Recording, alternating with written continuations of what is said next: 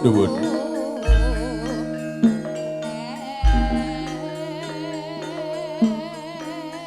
Sih tentrem rahayu. Mugi kajiwa kasalira dhumateng panjenengan lan kula.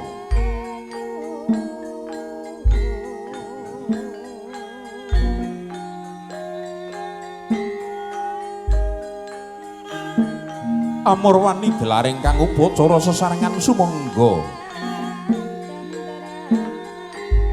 Kula dherekaken memuji mring ngarsaning Gusti.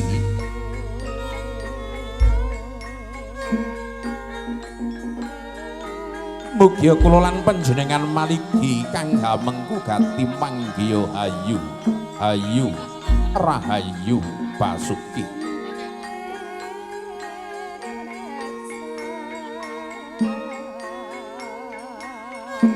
Narbuka wiwaraning suka sesarengan samya hasesanti.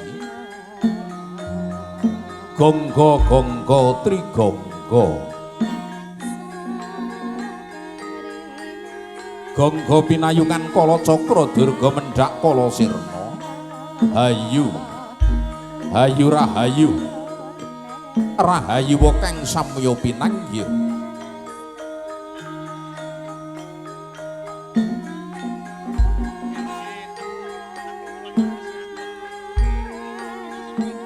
Nenggih katiting kalenggan mangke.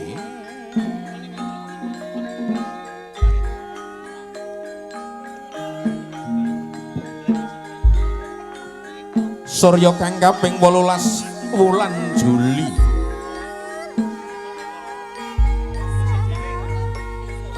Warsa 2026 nenggih.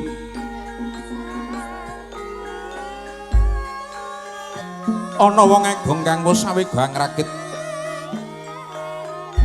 Sekarat diamonca warni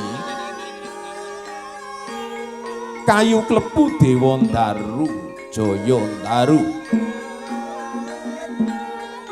debok swasa pupus cindhe pari jata kencana tandha denira sawega ngentas putra mahargya siwi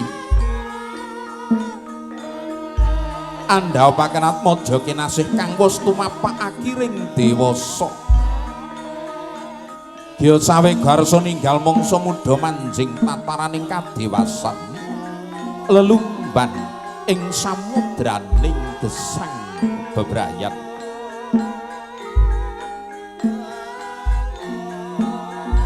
Nenggih sinten ta wong agung kang lagi datmangun suka tanah sanes muhung.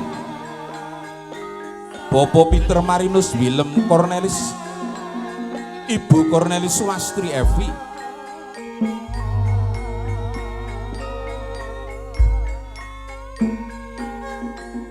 lenggih kang hamengku gati sayekti priagung, kang wis mungkuring saliring reh, mila mboten nama kalamonta jroning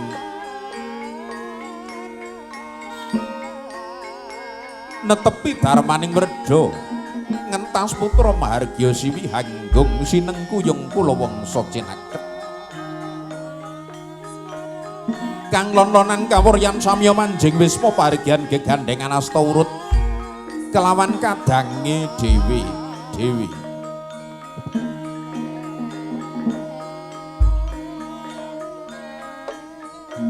nenggih mangkono kawuryan jejel riyo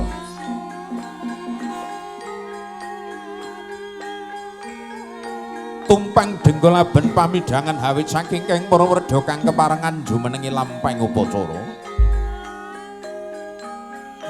sadaya mung sawega memuji mring ngarsaning Gusti mugi dawuhing temanten purwa mat Wadya Wasana Widagta Manggiya Rahayu Rahayu Rahayu Basuki.